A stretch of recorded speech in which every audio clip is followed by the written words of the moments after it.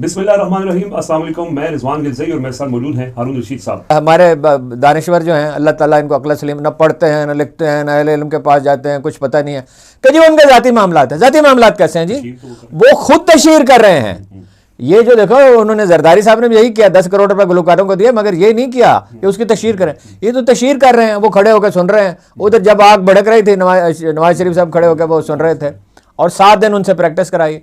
और वैसे ये 2-4 अरब रुपए का मसला नहीं है, 1 खरबों रुपए इसमें ज़ाया होंगे। अन्नास अला दीन मुलूकिहिम, ये जो रवाज दे रहे हैं ना भाई, सर्जरी किसी ने करा ली, मैं तो इसके खिलाफ हूँ कि आप किसी खातून ने सर्जरी कराई है उसका नाम लें, उसकी तफसीलात बयान करें, उसके लिबासों की तफसीलात बयान करें, मैं तो इसके हक में नहीं हूँ।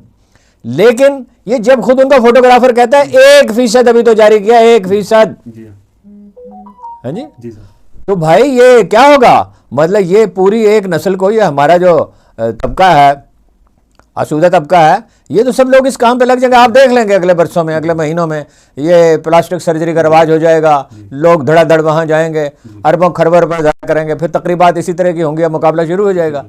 तो ये जिस मुल्क में इतना अफलास है, कम अज़ कम 15-20 करोड़ आदमी ऐसे हैं, 15-20 करोड़ नहीं, 8-9 करोड़ तो ऐसे हैं जिनको 2 वक्त की रोटी मुयस्सर नहीं है, जो अपने बच्चों को नहीं पढ़ा सकते, जो ढंग का लिबास नहीं पहन सकते, जो बिजली के बिल आसानी से नहीं दे सकते, और जो बहुत से मजदूर जो हैं वो रोटी चाय के साथ खा के, सुबह मैंने देखा है मजदूरों को सुबह नाश्ता करते हुए चाय के साथ रोटी खा के सारा दिन जिस्मानी मशक्क़त करते हैं, मेल न्यूट्रिशन है, बच्चे जो हैं बहुत बड़ी तादाद है जिनको पूरी ग़िज़ा नहीं मिल रही, तालीम नहीं मिल रही। तो ये पैसा तो जाना चाहिए लोगों की बहबूद पे। इंडस्ट्री तबाह हो रही है, मनी लॉन्ड्रिंग हो रही है। आप ये असराफ का जो कल्चर है, ये अल्लाह के रसूल ने कहा ये शैतान का काम है। अच्छा, खुद वो पब्लिसिटी कर रहे हैं और लोगों से ये कहा जाता है कि ना ना ना ना इससे बात ना करें, मेरी मुकद्दस हस्तियां हैं। पहले ये है कि उनके जो पैसा उन्होंने कमाया थॉरोली करप्ट हैं। दूसरी बात है जाली हुकूमत है, उन्हें लोगों ने वोट नहीं दिए। इस पे वो लोगों को ये तलकीन कर रहे हैं असराफ की, मालदार तबके को। तो ये काम तो वो खुद कर रहे हैं, तो लोग इस पर तनकीद क्यों ना करें? ये ठीक है कि उसमें हुदूद का ख्याल रखना चाहिए, मगर ये जब वो खुद दावत दे रहे हैं तो फिर क्या होगा? सही है। अच्छा सर, आपने जैसे आगाज़ में अपनी बात के अंदर ये जिक्र किया था कि कायद आज़म का ये नजरिया फ़लस्तीन वाले, बिल्कुल वाज़ेह कैटेगरिकल। सर पाकिस्तान के लोग भी यही चाहते हैं, लेकिन उसके बावजूद देखें इस वक्त हुकूमत जिस तरह से फैसले कर रही है और एक तरफा फैसले कर रही है, उस पर लोगों का उस तरह से रद्द-ए-अमल भी नहीं देखा गया कि लोग वो जी रद्द-ए-अमल तो हमारे पॉलिटिकल लीडरशिप ज़हनी तौर पर मफलूज है, मुफलिस है। लेकिन ये है कि इस वक्त तो मसला ये बना हुआ है कि एक तरफ दहशत गर्दी हो रही है, दूसरी तरफ जो मोस्ट पॉपुलर लीडर है उसको जेल में रखा, इसीलिए रखा हुआ है। दोनों बातें हैं। एक तो इसलिए कि वो उसकी बहनें मिलेंगी, वकील मिलेंगे, वो बाहर आके बात करेंगे, और दूसरा इसीलिए मैं आपको जिम्मेदारी से कहता हूँ, मेरे इल्म में है कि इमरान खान साहब से पूछा गया था, उन्होंने सख्त मुखालफत की। यानी उनके अपने लोगों ने पूछा था। ये तो मेरी समझ में नहीं आया, लोग कह रहे हैं कि जनाब आसिम मुनीर साहब उनसे जाकर मिले, मेरे नहीं ख्याल कोई ऐसी बात हो। ये तो किस्से कहानियाँ हैं, बहुत सी किस्से का। एक अखबार में इसमें टेंडेंसी है, जो आदमी फौत हो जाता है उससे मंसूब करके इतना अजीबो गरीब, इतना कन्फ्यूजन फैला। कायद आज़म को कत्ल किया गया, फातिमा जना को कत्ल किया गया, अभी और 10-20 आदमी को कत्ल के अफसाने आप सुनेंगे, सोहरवर्दी के और लोगों के, नवाबजादा नसरुल्लाह खान के। ये सनसनी फैलाने वाले जो हैं, एक तरफ ये कन्फ्यूजन है, एक तरफ माशी तौर पे आप तबाह हो चुके हैं, बहुत बुरी हालत है, और ये 150 फैक्ट्रियाँ बंद हो चुकी हैं। एक फैक्ट्री को इस सतह पर पहुँचाने में जो बंद हुई हैं 30-30, 40-50 साल लगते हैं। और ये इमरान खान के दौर में क्या था? यही बिजली थी, यही नर्ख थे। अब तो और बढ़ा रहे हैं। और आपके इत्तला के लिए अर्ज़ है कि वो 0.0017%, 1% का भी 5वां-6वां हिस्सा, वो जो लोग छतों पे जिन्होंने बिजली लगाई है अपने घरों में, अब उस पर पहले उसके नर्ख कम करते करते 1/3 कर दिए, अब जनाब ये कह रहे हैं हम बंद ही कर देंगे। ओ भाई, इसका क्या बोझ पड़ता है? जो आपके जो फैक्ट्रियाँ आपने लगवाई इसकी सोलर एनर्जी की, उनको आप 3 गुना पैसे कैसे दे रहे हैं? एक तो जो बिजली है बांग्लादेश से, इंडिया से, चीन से 2 से 3 गुना महंगी है। वो वही सारे लोग हैं, लेबर भी वहाँ पाकिस्तान से सस्ती नहीं है, और वो आप जो बिजली पैदा भी नहीं कर रहे हैं उनको भी आप पैसे दे रहे हैं। दूसरी तरफ जो आम आदमी है उससे बिजली आप 1/3 कीमत पे खरीदेंगे, उससे भी कम, और फिर बंद ही कर देंगे। तो आप लोगों को मार डालना चाहते हैं? क्या चाहते हैं लोग? इतनी बड़ी तादाद भिखारियों की पैदा हो गई है, रोज़ लोगों के टेलीफोन आते हैं, रोज़ मैसेजेस आते हैं, किसी का बाप मर रहा है, किसी की बच्ची की शादी है, किसी के बेटे की शादी है, लोग किसी के पास बहुत बड़ी तादाद बेरोजगार हो गई। आप चाहते क्या हैं? और आप ये कब्रिस्तान बनाना चाहते हैं इस मुल्क को?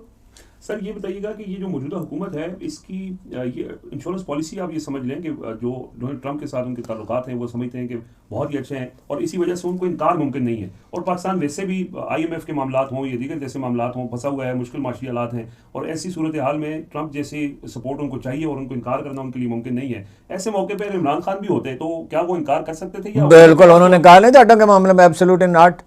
कर क्या सकते, वो कह चुके हैं। अब वो मेरे पास ज़्यादा तफसीलात नहीं है, लेकिन बिल्कुल मोतबर ज़राए की तला है कि उनसे जब ये कहा गया इस तरह की कोई चीज़ होने वाली है, उन्होंने कहा सवाल ही पैदा नहीं होता, ये बहुत बहुत बड़ी तबाही होगी, मुल्क के साथ बेवफाई होगी। और वो तो बिल्कुल इस पर डट के खड़े हो जाते हैं। भाई उन्हें हटाया क्यों? जो बाइडन, ये अमेरिकी इंटेलेक्चुअल कर रहे हैं कि डोनाल्ड लू के जरिए हटाया गया। जेफरी सैज जो अब मसलसल इस पर गुफ्तगू कर रहे हैं और लोग भी कर रहे हैं कि इमरान खान को इसीलिए हटाया गया कि वो एक आज़ाद खारजा पॉलिसी चाहते थे। अच्छा, इमरान खान के होते हुए शरह तरक्की 6% थी, अब IMF ने कह दिया जो आप फिगर दे रहे हैं वो सही नहीं है, 3%। 2.6% तो आपकी आबादी बढ़ रही है, तो दरअसल तरक्की कितनी हुई? 1% से भी कम, 1% से भी कम, 0.90%। अच्छा, वो अपना एक तरफ ये, ओ भाई उसको हटा के आपने क्या लिया? जो गलतियां हो जाती हैं, आपने ब्लंडर कर दिया। ये एक माफ़ करने वाली कौम है। इसने 71 को आप माफ़ कर दिया, अयूब खान को माफ़ कर दिया, मुशर्रफ को माफ़ कर दिया, ज़िया-उल-हक को माफ़ कर दिया, आपको भी, हत्ता कि याह्या खान को माफ़ कर दिया, आपको भी माफ़ कर देगी। लेकिन ये गलती से नहीं कोई कौम तबाह होती या कोई लीडरशिप। गलती पर स्टैंड लेने से तबाह होती है। अपनी गलती तस्लीम करो। ओ भाई वो कह रहे हैं अपना चकजई साहब कि मैं ज़िम्मा लेता हूँ कि इमरान खान से मनवा लीजिएगा। मनवाना उनसे क्या है? यही कि भाई जो एहतसाब जो है वो सलीकामंदी से होने चाहिए और इलेक्शन कराएं, वह जाएं, और कोई हाल ही नहीं। और इसी में ही आएंगे। वो फारसी में कहते कि हर के दाना कुनंद कुनंद दादा लेक बाद खराबिया बिस्यार, करेंगे यही, उससे बात करेंगे। और शहबाज शरीफ कैसे डिलीवर कर सकता है? और दफ्तरों में जब मैनेजर रखे जाते हैं उनको पूरा इख्तियार दिया। मैंने सारी दुनिया में देखा है, मैंने सऊदी अरब में देखा है कि जो बड़े बड़े कारोबारी अदारे हैं उसमें जो कुछ पाकिस्तानी थे और लोग थे, मैं जाता था एक ज़माने में, हर साल जाता था, तो वो उनको पूरा इख्तियार होता है और वो स्टैंड लेते हैं। उनमें से बाद को मैंने देखा कि वो रिज़ाइन ऑफर करते थे, ये आपकी पॉलिसी ठीक नहीं है, तो वो उनको छोड़ते नहीं हैं। दफ्तरों में हमने देखा जो अखबार जिन्होंने बावकार तरीके से सर्वाइव किया, डान है मिसाल के तौर पर, मसलन में नवाब वक्त था, लोग समझते हैं मजीद निज़ामी साहब हर चीज़ में मुदाखलत करते थे, बिल्कुल नहीं करते थे। वो न्यूज़ रूम में मामले में कतई मुदाखलत नहीं करते थे। ज़्यादा ये कहते थे इसको देख लें। मैं खुद मीर खलील रहमान मरहूम जो हैं शकील साहब के वालिद गिरामी, वो कभी तशरीफ़ लाते थे, APNS की CPN की मीटिंग होती थी, तो वो मुझे खबर देते थे और कहते थे इसको देख लें, इससे ज़्यादा एक, और मैं उनकी हमेशा सिंगल खबर छापता था। ये ठीक है कि फ्रंट पेज पे छाप देते थे, इस तरह छाप देते थे कि वो पढ़ी जाए, मकसद तो ये होता था। ओ भाई आप जो हैं सारे अवधारों को अपाहज कर देंगे, पार्लियामेंट को, सेनेट को, सूबाई असम्बलियों को, और ऊपर चले देखो पंजाब की हुकूमत क्या है? चंद खातीन जिनका एक्सपोजर ही नहीं है, जिन्होंने कभी कारोबार नहीं किया था। एक आध खातून है जिसका कोई गवर्नेंस का तजर्बा है, तो उसने अपना इतना वक्त ज़ाया किया ये इन चीज़ों में। तो ये कि असराफ के कल्चर को फ़रोग दे रहे हैं, तो इससे बड़ी तबाही आएगी। सही है। अच्छा सर, आखिरी सवाल, इस फैसले के असरात हर वो से हुक्मरान तबका तबाह हुआ है तुर्की में, जी सर, हिस्पानिया में, इंडिया में औरंगजेब आलमगीर के बाद, जहां हुक्मरान तबका तय्युश में मुब्तला हो गया, उस तय्युश की जो भी शक्ल हो। सही बात। कुरान मजीद कहता है कि अगर हम जुल्म करने वालों को, मफहूम है, जुल्म करने वालों को खुली छुट्टी दे देते तो तमाम इबादत गाहें वीरान हो जाती, कोई अल्लाह का नाम लेने वाला नहीं होता। ऐसा नहीं होता।